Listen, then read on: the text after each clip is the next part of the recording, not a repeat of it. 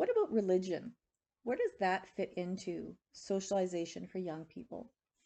Now, historically speaking, religion was an enormous part of Canadian and American culture.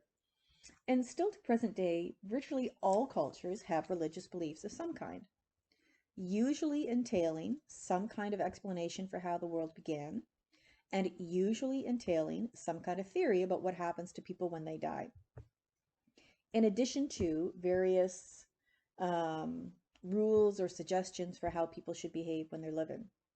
And we tend not to think of Canada as a really religious country.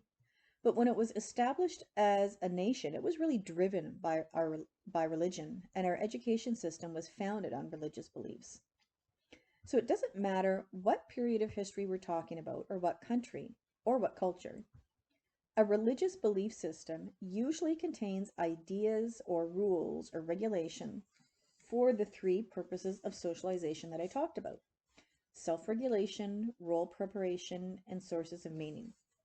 And it may not seem like it. We rarely view religion and religious beliefs in Canada, anyways, as having this purpose, these purposes. But from a sociological point of view, that's exactly what occurs. If you think about self regulation, a religion typically specifies how people are expected to act, some kind of code for behavior. The text provides the example of the Ten Commandments. So whether you're a Christian or not, and whether the Ten Commandments are part of your religion or not, I think everyone is at least a little familiar with them. Thou shalt not steal, thou shalt not kill, covet thy neighbor's wife, honor thy father and mother, etc. These are religious rules for self-regulation. Self-regulation also refers to things such as chastity before marriage, and some state that all birth control is not permitted. Now, keep in mind that whatever self-regulation might be prescribed by a religion, unfortunately, can be misinterpreted or misread. So it can be acted upon in a manner that really doesn't resemble the original intention. As with everything in life, religion can be subject to individual interpretation. And because of that, a person or a whole group of people may interpret how they need to behave or how they should behave according to religious values differently. In terms of role preparation, if you think of religion's role in that, another function of socialization during adolescence and emerging adulthood, religious belief systems tend to particularly emphasize gender roles.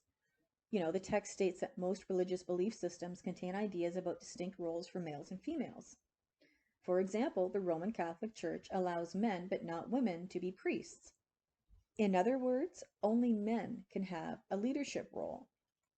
In a traditional Jewish synagogue, the women's section is separated from the men's section by a wall or curtain, and men are not permitted to pray in the presence of women in a traditional synagogue. Islam includes restrictions on interaction between men and women. They worship separately in most mosques. According to the Quran, women are not permitted to enter a mosque unless they cover their hair and their bodies with modest clothing. They're also not permitted to wear perfume, nail polish, or any other things. And because of this, because it could cause sexual distress to men, and because of this, women pray behind men or in separate rooms. So role preparation in regards to religion may also refer to gender roles within marriage. In Christianity, for example, there is a strong tradition of complementarianism. That's a hard one to say.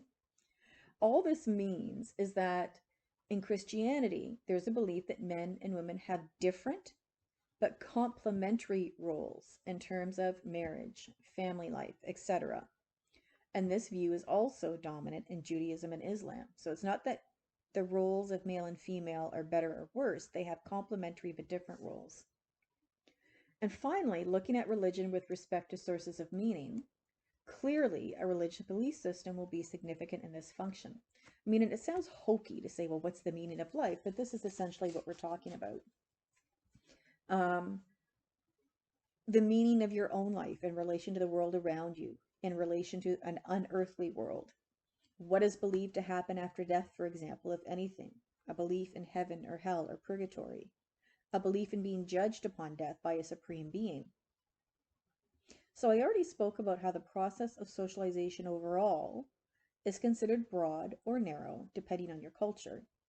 I don't think it'll come as any surprise that in general, adolescents and emerging adults in developed countries where broad individualistic socialization is more of a norm tend to be less religious than adolescents and emerging adults in traditional cultures where narrow socialization is the norm.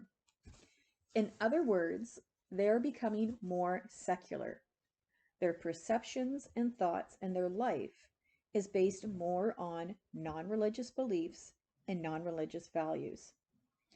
And as a really simple example of this, I attended elementary school in the 1970s in the public system. And at that time, over the announcements, we all listened to and sang O Canada every morning. And we said the Lord's Prayer every morning, again, in a public system. At Christmas, we sang carols in the gym, and there would be many religious carols like Away in a Manger. We didn't just color pictures of Santa, we also colored pictures of Mary and Joseph and the manger and the wise men in a public school. Every Easter, we made those silly Easter bonnets with paper plate bases, but we also did religious artwork and put up crosses we had made in a public school. Now, none of this would occur now in a public school, it just wouldn't. So, young people are increasingly raised in many ways in a much more secular world. And I'm not saying this is negative or positive, just providing an example of something that has definitely contributed to more secularism. So society overall has become more secular for many people. The fact is that in developed countries, compared to more traditional, less developed countries, adolescents tend to be much more secular, meaning, again, that they base their values and beliefs on a non-religious view. Now, this doesn't mean religion doesn't hold a place of importance in developed countries, not at all. But it does mean that the influence of religion has gradually faded. That's a fact. Picture yourself as a 16-year-old in the year 1900 in Canada. Your education, if you were lucky enough to be going to school at that time, would be based on religion, specifically Christian values and beliefs and perspectives. Your social life would be much smaller, but what you did have would likely revolve around your church, and without question, you would marry in a church.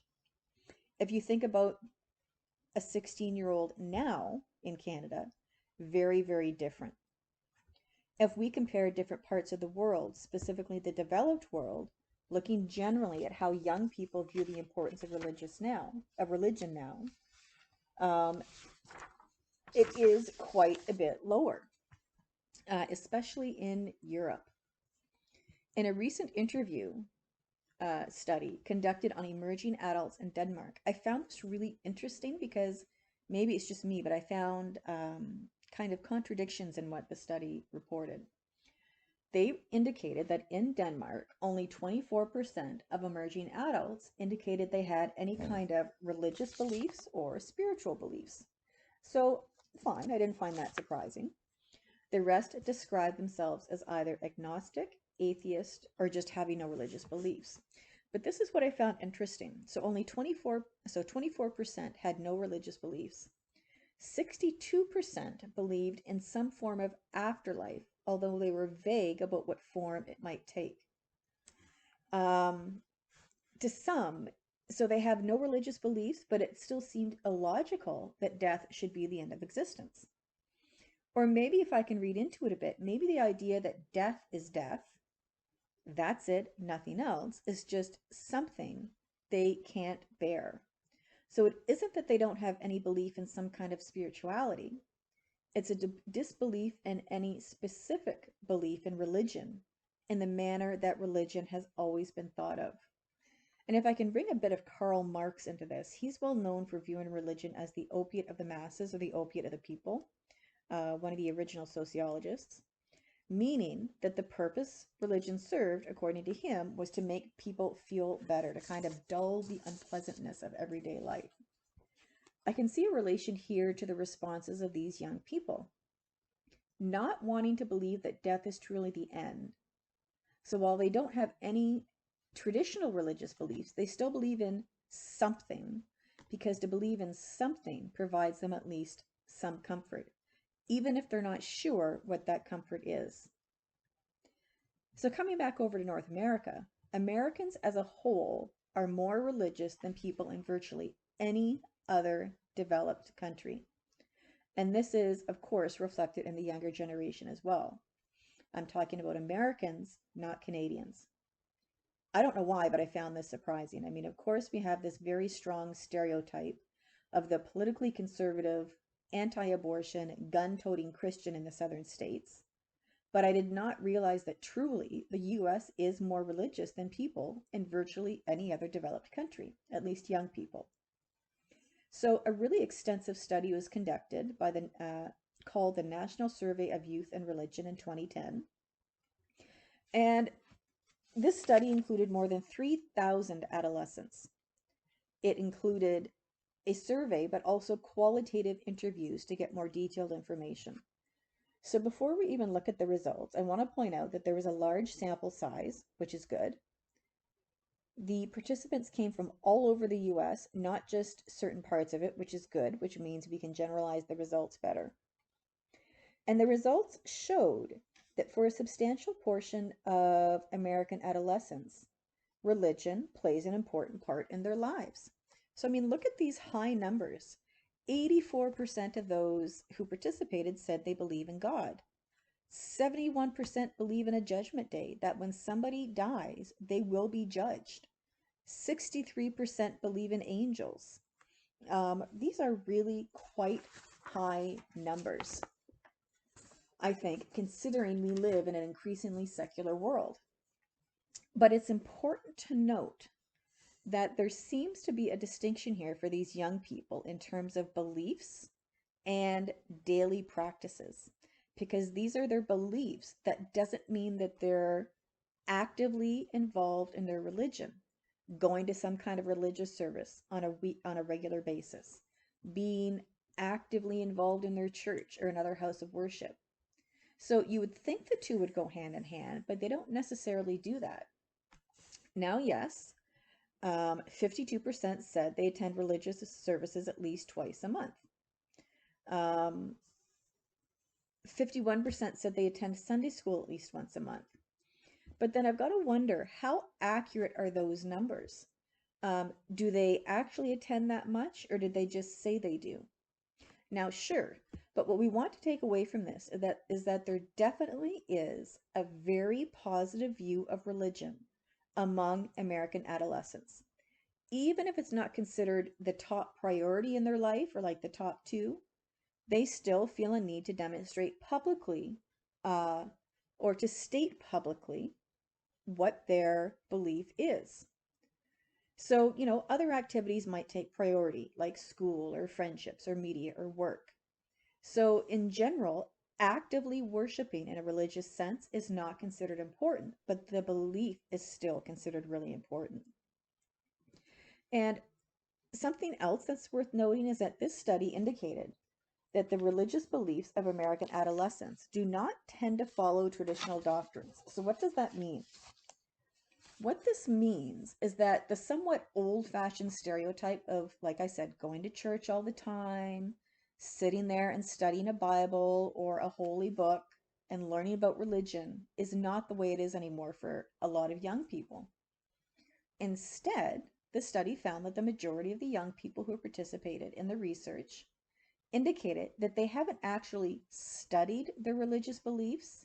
They haven't truly studied them in an earnest way on their own. They haven't investigated it for themselves. They don't sit down and actually read their holy book. They don't really know a lot about the doctrine of the religion they follow. Instead, they generally embrace a set of beliefs. This is referred to as moralistic therapeutic deism. Huge, complicated term, which just means a general set of religious beliefs. That's all it means. Be nice, be good to people, don't lie, don't fool around on your marital partner, that kind of thing. And I don't know about you, but I don't find this surprising, and I don't want you to interpret this as insulting to young people in general. or insulting to you if you're religious. What I mean is that maybe because I specifically talk about this as part of my work, I'm always considering I'm in the position to always consider the past role of religion in society with the current role of religion in society. Whereas for most people, let's be honest, it's not something they usually think about. So when the statement is made that for most American adolescents today, they embrace a general set of religious beliefs without truly studying religion, that means that religion is not so much about traditional ideas of sin and redemption and grace for them as it is about how to be a good person and be happy. So what it means to me is that what it means to be religious now is very different what it meant to be religious in 1800 or 1900 or even 1950. So when you think about the role of religion in the life of younger people, why are some adolescents and emerging adults religious while others are not? Well, we have very consistent ideas to explain this, and clearly your family influence is very significant. It all comes back to socialization. If you're raised in a religious household, that's going to have an effect. So what does it mean to be raised in a religious household? Actively attending religious services on a regular basis, actively discussing religious issues. You're more likely to participate and embrace religion yourself because you've been socialized to do so. You are raised that way, with religion playing a prominent role in your life. Pretty simple. If you're raised in a religious household where attending a religious service was simply part of the household's normal, typical weekly routine, that will have an influence on you. If you're raised in a household where your parents didn't just have certain beliefs, but actively and purposely and consistently transmitted them to you, that's going to have an influence. But maybe you were raised in a household. I have a lot of friends who are Catholic or Protestant or Jewish, but they weren't raised to actively participate in their religion. If you're raised in a household where your parents did not agree on what religion should be the basis of their family, maybe you have one parent who's Catholic, one who's Protestant, one who's Jewish, you're much less likely to embrace religion yourself. And to me, this all seems like common sense. Although remember that being raised in a religious household does not guarantee that as an adult you'll also embrace religion. For example, how many university students who come from very religious households attend religious services on a regular basis when they're not living at home with their parents? On a pretty regular basis, I'm aware of the fact that while living away from home at university, students do not continue to embrace the beliefs and values they were raised with regarding religion and other issues. So we can see that overall, summing this all up, religion has become less important in the lives of adolescents in developed Western societies. And on one hand, this is unfortunate because being religious, religiosity, is associated with favorable outcomes for young people across all cultures consistently. Adolescents who are religious report less drug use, less premarital sex, less delinquent behavior. So overall, being religious has a positive effect. Now, I want you to ask yourself, is it a conscious choice that young people make to adhere to religious beliefs or not? Generally, when we think about a young person being religious, as people living in a developed Western country, we tend to think of it as a choice, don't we? We tend to think about it like an individual process where you've got this young person who makes a decision about what their beliefs will or will not be from a range of options. So even if they come from a very actively religious family, we don't automatically assume they're going to be the same way when they're older. So let's say somebody comes from a hyper-conservative Catholic family and you go to school with them and you run into them when they're in their 30s and this subject of religion comes up and they say, yeah, I don't attend church anymore. That's not going to be terribly surprising because we view it as their choice. And speaking of the Catholic Church, individual choice is the basis of confirmation, isn't it? in the Jewish faith, a bar mitzvah or bat mitzvah. But this is not the manner in which this is perceived in different cultures. In other cultures, religious development is something that involves the whole community. For example, cultures in which Islam is the dominant religion. In Islam, the most important change that occurs at adolescence regarding religion involves the holy month that Muslims call Ramadan, which commemorates the revelation of the Muslim holy book, the Quran, from God to the Prophet Muhammad. During this month each year, Muslims are forbidden from taking part in any of the what they would perceive to be indulgences, and they're required to fast. So they must refrain from eating, drinking, and sexual activity from sunrise to sunset every day. And then on the final day of Ramadan, it's celebrated with a big feast. Now, when they reach adolescence, a Muslim is expected to participate in the month-long fast. But before puberty, young Muslims have no obligation to participate in fasting.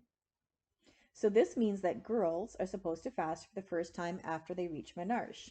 So for females, it's very, very clear when they should begin to participate. In terms of when a young boy should begin to participate, that's left more up to judgment. Has he started to look more like a man than a boy, losing that adolescent chubbiness? Has he started to grow facial hair? Now, a child who has not reached adolescence can participate in Ramadan maybe for a day or a few days, especially when they're getting close to puberty, but they're not obligated to. But once you reach puberty, you are. In fact, it is considered very shameful for a person who has reached puberty to not participate in this fast. Now, another way of saying this is that in adolescence, religious practices among Muslims become less open to individual choice and more guided by their community. So their socialization, at least their religious socialization and behavior, becomes narrower. There is less individual variability allowed. And especially in smaller rural communities, the pressure to participate is going to be strong. Now, sticking with the manner in which religion can socialize young people, what about heading into emerging adulthood? Well, there's not a huge change because a person matures into a different stage of life. So the majority of emerging adults will have beliefs that reflect the same beliefs they held as adolescents. So just like the therapeutic moralistic deism demonstrated by many adolescents, emerging adults tend to believe that what is most important about religion is a belief in a higher power and the encouragement to try to be a good person. Not necessarily a really regimented, a really active approach, not necessarily physically going to a house of worship on a regular basis, or reading a holy book. And in one way, this is positive because what this means is as an emerging adult, usually differences between religions are not considered really significant. That, the label a person has, they're Catholic or Protestant or Christian or Muslim or Jewish or Baha'i or Hindi. So that emerging adults, at least in westernized societies, tend to have a much more lax approach to the religious beliefs of other people. They just simply don't consider religion as an important topic of debate in the way that it was in the past. If you've got a belief and it encourages you to be a good person, to lead a good life, well then that's what the focus should be for most emerging adults in Western societies. And for myself, as a person who is not religious, who did not have a religious upbringing at all, but whose partner is quite religious and attends church every week, I find this very interesting because I look at this as an outsider, as somebody looking in, and I see religion as a whole really providing a sense of community for people. Kind of like another link in the chain to provide a sense of grounding, a sense of belonging. So as Emile Durkheim put it, religion really does act as a force of social solidarity. And with that in mind, it provides another kind of connection or another layer of connection. And it makes sense to me that people who are religious, therefore, tend to report a greater sense of well being and less risky behavior as an adolescent or emerging adult. Now, the Pew Research Center in Washington, D.C. provides a lot of really, really great sound research, including research on social issues, and they conduct frequent surveys on religion. And they clearly find that a high proportion of 18 to 29-year-olds would classify themselves as unaffiliated, which means not that they have no religious beliefs, but they don't classify themselves as being affiliated with one religion or another. And people in this category are also known to researchers on religion as the nones, and they refer to it as the rise of the nones, because the percentage of young people who would classify themselves as not being affiliated by any religious group has risen so much. And yes, every time I look at this, I think of Rise of the Machines and Terminator. But I think that's really, I found this kind of cute. The rise of the nones, not being affiliated with a religious belief. And this research has also found some variation. Even though they don't view themselves as being strictly classified to a particular religious group, we, if I could get a little philosophical for a second, we as a people tend to have a need to believe in afterlife of some kind. 68% believed in an afterlife of some kind, not necessarily in heaven and hell. Some believed in traditional views of heaven and hell. Some believed in reincarnation. Some couldn't even get really specific and just said that, our soul goes somewhere, it lives on. And again, I would wonder, do these beliefs come from a need to comfort oneself, which I can certainly understand. So overall, with all of this talk of religion, the fact remains that in every way, younger people are much less religious, at least in westernized societies, than they have been than at any other time in the past. And it kind of makes me wonder what the situation is going to be 50 or 60 years from now. Churches and other religious buildings have an incredibly difficult time attracting and keeping parishioners on a regular basis. And because of this, as a result of this, sometimes even keeping themselves open. Just in North Bay, we have a synagogue downtown in desperate need of repair, and it has been for decades, but our Jewish population is very small. We've had more than one church close. Generally, churches are simply not very full unless it's Christmas or Easter, or on a family level, a wedding, a funeral, or a baptism. It is not unusual for churches to have under 5 kids in Sunday school every week, sometimes less than that. And yes, in many ways, the education system stepped in to pick up the slack, to take on a lot of the job of socialization as religion has declined, which again aligns with Emile Durkheim's theories. But I mean, is this just going to continue declining? And if it does, what is this going to mean for the way our societies are structured? I don't know.